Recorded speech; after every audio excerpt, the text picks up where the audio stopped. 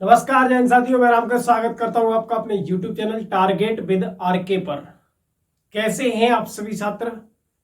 और आपकी जो यूपीपीसीएस 2024 के लिए क्लासेस चल रही हैं उनमें आप लोग अपनी तैयारी को कंटिन्यू कर रहे हैं या नहीं कर रहे हैं, ये चीज आप लोग कमेंट करके बताएं। ठीक है, और तैयारी में जुटे रहें। यूपीपीसीएस 2024 का सबसे पहले हमें प्रीलिम्स फोकस करना है और उसके साथ साथ जो है हम मेंस की भी तैयारी करते चलेंगे। ठीक है, तो अभी हमने जो सब्जेक्ट शुरू किया था बेटा, वह हमारा था ज्योग्राफी। और ज्योग्राफी सेक्शन के अंतर्गत बेटा सबसे पहले अगर मैं बात करूं, हम जो है क्लासेस हमारी चल रही थी भारत का नदी तंत्र या भारत का अपवाह तंत्र। क्या चल रहा था? भारत का नदी तंत्र या भारत का अपवाह तंत्र। और इन नदी तंत्र के अंतर्गत बेटा मैंने आप लोगों को जो है दो प्रकार के नदी तंत्र बताए थे। सबसे पहला जो नदी तंत्र था हमारा, वह था आपका हिमालय का नदी तंत्र, और दूसरा नदी तंत्र था बेटा वह था हमारा आपका प्रायद्वीपीय भारत का नदी तंत्र। ठीक है, तो प्रायद्वीपीय आप सिंधु नदी जो आपका हिमालय नदी तंत्र था उसके अंतर्गत हमने जो है सिंधु नदी तंत्र, गंगा नदी तंत्र और ब्रह्मपुत्र नदी तंत्र के बारे में अध्ययन किया था। उसके बाद बेटा हम आगे बढ़कर के जो है हमने क्या किया, प्रायद्वीपीय भारत की नदियां या प्रायद्वीपीय भारत का नदी तंत्र क्या है, हम जो है उसका अध्ययन आज की क्लास में करने वाले हैं। ठीक, अब जो है सबसे पहले मैं आप लोगों को थोड़ा यहां पर डिस्कस करवा देता हूं कि हम जो है बेटा क्या चल रहे थे। सिंधु नदी तंत्र हमारा हो गया था कंप्लीट, गंगा नदी तंत्र हमने कंप्लीट कर लिया, और उसके अलावा ब्रह्मपुत्र नदी तंत्र हमने जो है कंप्लीट कर लिया है। ठीक है, अब हम प्रायद्वीपीय भारत की नदियों के तहत बंगाल की खाड़ी में गिरने वाली नदियां और अरब सागर में गिरने वाली नदियों का अध्ययन करेंगे। ठीक है, अरब सागर में गिरने वाली नदियों का जो है हम क्या करेंगे, अध्ययन करेंगे। इसके अलावा एक चीज और मैं आप लोगों को बता देना चाहता हूं, जो विंध्याचल श्रेणी है हमारी, कौन सी श्रेणी? विंध्याचल श्रेणी, जहां से जो नदियां निकल करके आपकी उत्तर की तरफ जा रही हैं, उन नदियों का जो है हमने गंगा नदी तंत्र के अंतर्गत अध्ययन कर लिया था। और बाकी जो नदियां रह गई थी हमारी, जैसे कि मान लो राजस्थान के एरिया की कुछ नदियां रह गई थी जो कि वहीं से निकल करके मतलब वहीं रह जाती, तो उन नदी तंत्र का जो है हम अध्ययन इन आगे आने वाली क्लासों में करेंगे। ठीक है, तो सबसे पहले बेटा प्रायद्वीपीय भारत की नदियों की विशेषताएं क्या है, उन चीजों को हम जानते हैं सबसे पहले। क्योंकि किसी एरिया में बहने वाली जो नदी है उनकी हम विशेषताओं को जानने के लिए जो है ये आपके मेंस के टॉपिक भी हो जाते हैं कहीं ना कहीं, और प्रीलिम्स में भी इस तरीके के क्वेश्चन लगभग 3-4 आपके ऑप्शन दे करके पहला सही है, दूसरा सही है, या दोनों सही है, या दोनों सही गलत है, तो इस तरीके का आपके आंसर जो है क्वेश्चन पूछ लिए जाते हैं। सबसे पहले अगर हम प्रायद्वीपीय भारत की नदियों की विशेषताओं की बात करेंगे तो बेटा अधिक पुरानी नदियां हैं प्रायद्वीपीय भारत की, यानी हमारा जो हिमालय पर्वत है उससे पहले भी जो नदियां बह रही थी, जैसे पूर्ववर्ती नदियां थी आपकी कौन कौन सी, सिंधु, सतलज और ब्रह्मपुत्र, ये नदियां कैसी थी, पूर्ववर्ती नदियां, यानी हिमालय के उत्थान से पहले भी अपने जगह पर बह रही। इसी प्रकार से अगर हम बात करेंगे बेटा तो प्रायद्वीपीय भारत की ज्यादातर नदियां कैसी हैं, आपके पूर्ववर्ती काल की हैं, यानी हम इन्हें कहते हैं आपकी जो हिमालय की नदियां हैं उनसे अधिक पुरानी नदी हैं ये, यानी हिमालय की नदी जो कैसी है वो नई नदियां हैं और ये अधिक पुरानी है उनसे। ठीक है, दूसरा लंबाई भी बेटा इनकी जो है क्या है, कम है, यानी आप लोग देख सकते होंगे कि गंगा नदी तंत्र की जो लंबाई है 2500 जो गंगा नदी है उसकी लंबाई 2525 किलोमीटर है, और ब्रह्मपुत्र नदी की भी लंबाई ज्यादा है 2900 किलोमीटर है, सिंधु नदी की भी लंबाई जो है ज्यादा है, तो इन सारी नदियों की लंबाई लगभग 2500 किलोमीटर से ऊपर है। लेकिन आपकी जो प्रायद्वीपीय भारत की नदियां हैं, जिनमें सबसे लंबी नदी आपकी गोदावरी है, जिसकी लंबाई आपकी 1500 किलोमीटर है। तो आप अंदाजा लगा सकते हैं कि प्रायद्वीपीय भारत की नदियों की क्या है, लंबाई बेटा कम है। क्लियर हुआ।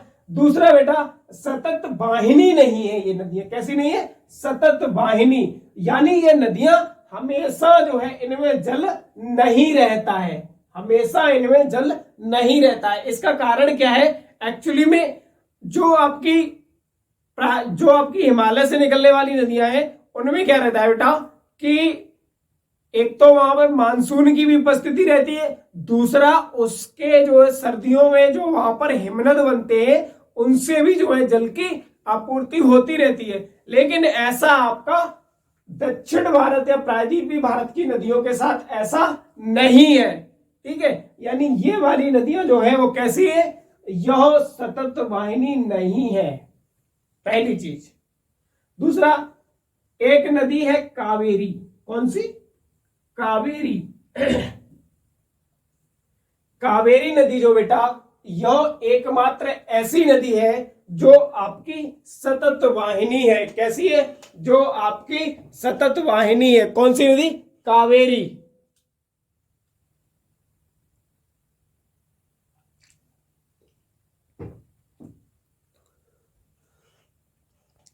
कावेरी नदी का सतत वाहिनी होने का कारण क्या है,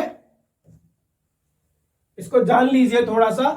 कावेरी नदी जो है आपकी वो कैसी है, सतत वाहिनी है। इसका कारण है बेटा दो प्रकार के मानसून। एक तो आपका दक्षिण पश्चिम से जो मानसून आ रहा है उससे इसको जल की पूर्ति होती है।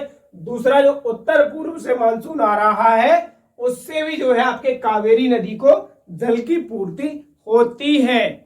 ठीक है, इसलिए आपकी कावेरी नदी कैसी है, यह एकमात्र प्रायद्वीपीय भारत की ऐसी नदी है जिसको जो है आपके जल की पूर्ति होती है, और कावेरी नदी जो है आपकी यह सतत वाहिनी नदी है। ठीक है, आगे बेटा हम बात करेंगे तो हम थोड़ा सा इस चीज को मैप पर देखने की कोशिश करते हैं।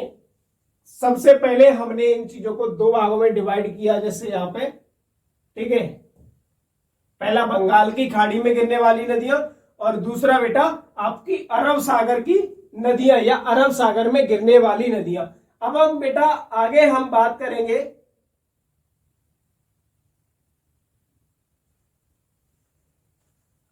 प्रायद्वीपीय भारत के अंतर्गत जो हमारी बड़ी बड़ी नदियां हैं, मुख्यतः इनके बारे में तो आपको जानकारी होनी ही होनी चाहिए।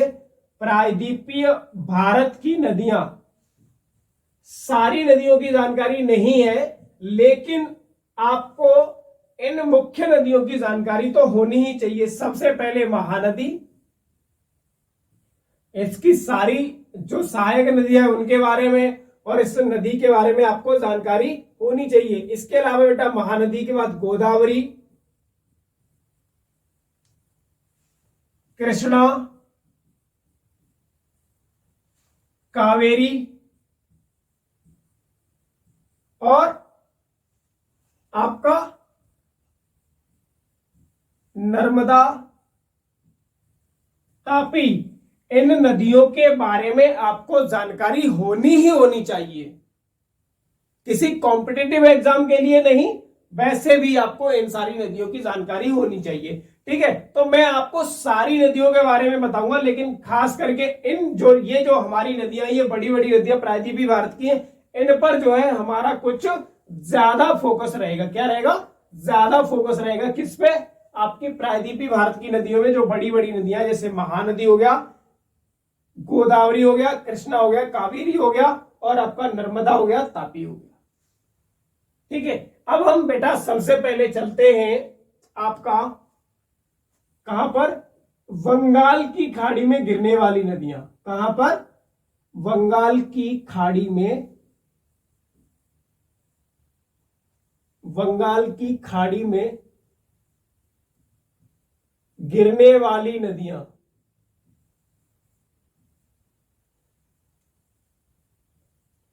बंगाल की खाड़ी में गिरने वाली नदियां। ठीक, बंगाल की खाड़ी में गिरने वाली नदियों की अगर हम बात करेंगे बेटा, तो सबसे पहले हमें जो नदी मिलती है वह है हुगली। एक तो गंगा नदी तंत्र जो है ये, वो तो हिमालय की नदी है, वो गंगा तो आ ही रही है, गंगा ब्रह्मपुत्र और मेघना तो आ ही रही है, जो सुंदरवन का डेल्टा बना रही है, वो भी बंगाल की खाड़ी में गिर रही है। लेकिन आपकी प्रायद्वीपीय भारत की तरफ से जो नदी गिर रही है, वह सबसे पहले हम हुगली नदी की बात करते हैं, जो कि आपकी गंगा की एक वितरिका है। क्या है? गंगा की एक वितरिका है। ठीक है। उसके अलावा ये आपकी दामोदर नदी, जो कि आपकी हुगली की सहायक नदी है। किसकी? हुगली की सहायक नदी है। मैप पे थोड़ा सा देख लीजिए, उसके बाद हम इस चीज को और अच्छे से एक एक नदी के बारे में डिस्कस आप लोगों के साथ करेंगे। ठीक है। तो हुगली नदी के बाद बेटा आपका स्वर्ण रेखा नदी, क्रम से चलते हैं उत्तर से दक्षिण की तरफ हम। इसमें क्या होता है, कभी कभार आपसे एग्जाम पीसीएस के क्वेश्चन में या पीसीएस के एग्जाम में आपसे इस तरीके का क्वेश्चन पूछ लेगा कि निम्न 4 नदियों का सीक्वेंस लगाइए, या 4 नदियों का उत्तर से दक्षिण या पश्चिम से पूर्व, या पूर्व से पश्चिम, या उत्तर से दक्षिण या दक्षिण से उत्तर का क्रम लगाइए। इस तरीके का क्वेश्चन भी आप लोगों से पूछा जा सकता है। ठीक है। तो सबसे पहले में एक क्रम में मैंने सीक्वेंस लगाया है, तो उसमें हुगली नदी, उसके बाद आपकी स्वर्ण रेखा नदी बेटा, स्वर्ण रेखा के बाद बैतरणी नदी, ये वाली, बैतरणी के बाद ब्राह्मणी नदी। ठीक है। ब्राह्मणी के बाद आपकी महानदी, महानदी के बाद बेटा आपकी गोदावरी, गोदावरी के बाद आपकी कृष्णा, कृष्णा के बाद आपकी पेन्नार, पेन्नार के बाद है बेटा आपकी कावेरी। कौन सी है? कावेरी। कावेरी के बाद है आपकी बैगई, और बैगई के बाद है बेटा आपकी ताम्रपर्णी नदी। ठीक है। इसको मैं थोड़ा सा, एक मेरे पास मैप है और उसी मैप के माध्यम से हम जो है क्या करते हैं, देखने की कोशिश करते हैं। यहां पर ये हालांकि पिछली क्लास का मैप है, लेकिन हम लोग इस चीज को जानने की कोशिश करते हैं।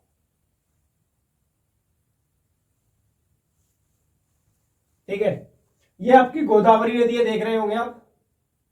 ये आपकी कृष्णा नदी है, ये आपकी कावेरी नदी, और ये आपकी महानदी है। यहां पर यही 4 बड़ी बड़ी नदियां, नर्मदा और तापी के बारे में बताए गए। तो ये जो है आपके इंडिया के मैप पर इस तरीके से बनी हुई है। क्या हुआ है? इस तरीके से बनी हुई है। ठीक है। चलो, अब आज की क्लास को हम यही रखते हैं। कल जो है हम इन नदियों के बारे में एक एक करके डिटेल से पढ़ेंगे। थैंक यू सो मच, बहुत बहुत धन्यवाद। जय हिंद, जय भारत।